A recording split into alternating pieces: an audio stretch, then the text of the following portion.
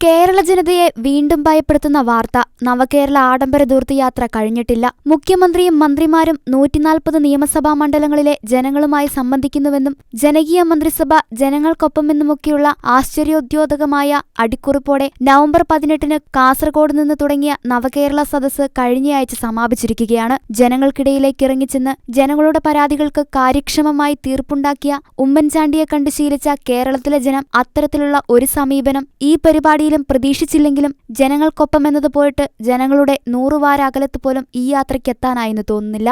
ജനകീയമെന്ന പാർട്ടിയുടെ കൂലിയെഴുത്തുകാരായ ന്യായീകരണ തൊഴിലാളികളല്ലാതെ പാർട്ടി അടിമകൾ ഒഴികെയുള്ള CPM-കാര് പോലും പറയാത്ത മന്ത്രിസഭയുടെ ഈ തിരുവെഴുന്നള്ളിപ്പിനെതിരെ പൊതുജനങ്ങളുടെ രോക്ഷം എല്ലാ അർത്ഥത്തിലും അണപൊട്ടി ഒഴുകുകയായിരുന്നു. അതുകൊണ്ട് ജനങ്ങൾ ഭൂരിപക്ഷവും ഈ ആഡംബര യാത്രയ്ക്ക് എതിര് നിൽക്കുന്ന കാഴ്ചകളാണ് കണ്ടത്. പതിവ് അഡ്ജസ്റ്റ്മെന്റ് രാഷ്ട്രീയ നാടകങ്ങൾക്ക് വിരുദ്ധമായി മുഖ്യപ്രതിപക്ഷമായ കോൺഗ്രസ് അവരുടെ യുവതുർക്കികളെ കരിങ്കൊടിയുമായി കളത്തിലിറക്കി ജനകീയ പ്രതിഷേധത്തിന്റെ മാർഗങ്ങൾ അവലംബിച്ചു. എന്നാൽ സ്വന്തം കിയ ആഡംബരക്കാരിലല്ലാതെ മറ്റൊരാളുടെ കുപ്പായത്തിലോ മൂക്കും വായും മറയ്ക്കുന്ന മാസ്കിലോ പോലും കറുപ്പ് കണ്ടാൽ ഹാലിളകുന്ന മുഖ്യമന്ത്രി കരിങ്കൊടിയുമായി എത്തിയ യൂത്ത് കോൺഗ്രസുകാർക്കെതിരെ ഉറഞ്ഞുതുള്ളുകയും ആ തുള്ളലേറ്റെടുത്ത് DYFI-കാരും പാർട്ടി നിയോഗിച്ച ഗുണ്ടകളും യൂത്ത് കോൺഗ്രസുകാരെ ആകുന്നത്ര ഊക്കോടെ പഞ്ഞിക്കിടുകയും ചെയ്തു. നവകേരളം സൃഷ്ടിക്കാൻ എന്ന് പറഞ്ഞ് നടത്തിയ ആ യാത്രയുടെ എടുത്തു പറയേണ്ട ഒരു പ്രത്യേകത മുഖ്യമന്ത്രിയുടെ വാഹനത്തിന്റെ പിന്നാലെ വരുന്ന വാഹനങ്ങളിൽ സുരക്ഷാ ഉദ്യോഗസ്ഥന്മാർക്കൊപ്പം കുറുവടിയും ദണ്ഡുമായി DYFI-കാരും പാർട്ടി നിയോഗിച്ച ഗുണ്ടകളും പതിഞ്ഞിരിക്കുന്നുണ്ടായിരുന്നു എന്നുള്ളത് മാത്രമായിരുന്നു.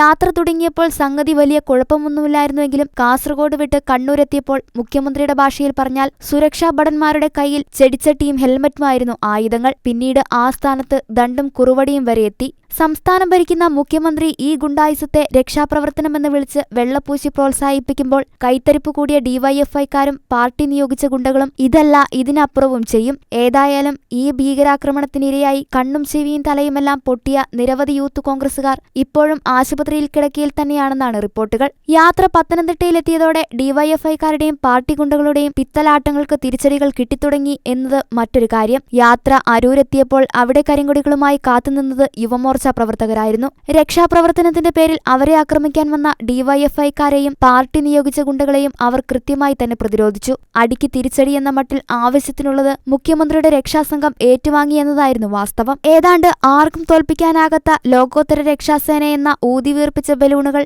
അടിക്ക് തിരിച്ചടിയായി നന്നായി വാങ്ങിക്കൂട്ടി 4 പാടും ചിതറിയോടുന്നത് രസകരമായ കാഴ്ച തന്നെയായിരുന്നു. ഏതായാലും യുവമോർച്ചക്കാരെ അനുകരിച്ച് യൂത്ത് കോൺഗ്രസും പിന്നീട് പ്രതിരോധ പ്രവർത്തനങ്ങൾ ആരംഭിച്ചു. കൊല്ലം ചിന്നക്കടയിൽ നവകേരള വണ്ടി വന്നപ്പോൾ കരിങ്കൊടി വീശി അവർക്ക് നേരെ DYFI-കാർ ചാടി വീണപ്പോൾ അവരുടെ മുഖത്ത് യൂത്ത് കോൺഗ്രസുകാർ കുരുമുളക് പൊടി സ്പ്രേ ചെയ്തു. കണ്ണുനീറിയ രക്ഷാപ്രവർത്തകർ 4 പാടും ചിതറിയോടി. പാർട്ടി നിയോഗിച്ച ഗുണ്ടകളും യൂത്ത് കോൺഗ്രസുകാരും തമ്മിൽ ചിന്നക്കടയിൽ നടന്നത് പൊരിഞ്ഞാടി. കൊടുത്താൽ കൊല്ലത്തും കിട്ടുമെന്ന പഴഞ്ചൊല്ല് അങ്ങനെ യാഥാർത്ഥ്യമായ ദിവസമായിരുന്നു അത്. തല പൊട്ടിയവരിൽ കോൺഗ്രസുകാർ മാത്രമായിരുന്നില്ല, DYFI-കാരും പാർട്ടി നിയോഗിച്ച ഗുണ്ടകളും ഉണ്ടായിരുന്നു. അങ്ങനെ രക്ഷാപ്രവർത്തനം DYFI-കാരുടെ മാത്രം കുത്തകയല്ലെന്ന് തെളിയിച്ച യുവമോർച്ചക്കാരും യൂത്ത് കോൺഗ്രസുകാരും പാർട്ടി ഗുണ്ടകളുടെ അഴിഞ്ഞാട്ടത്തിന് അല്പം ശമനമുണ്ടാക്കിയെന്ന് തന്നെ പറയേണ്ടിവരും. നവകേരള സദസ്സിനും യാത്രയ്ക്കുമെതിരെ പ്രതിഷേധിക്കുന്നവരെ പഞ്ഞിക്കിടാനും അറസ്റ്റ് ചെയ്യാനുമൊക്കെ പിണറായിയുടെ പോലീസിന് എന്തായിരുന്നു ആവേശം. ക്യാപ്റ്റൻ പറയുന്നതെല്ലാം അടിമകളെപ്പോലെ ഏറാൻ മൂളിഞ്ഞു നിന്ന് നടപ്പിലാക്കേണ്ടി വരുന്ന പോലീസിന്റെ ഗതികേട്. എന്തൊരു പരമഗതികേടാണ് ഇപ്പോഴത്തെ കേരള പോലീസിന്റേതെന്നറിയാൻ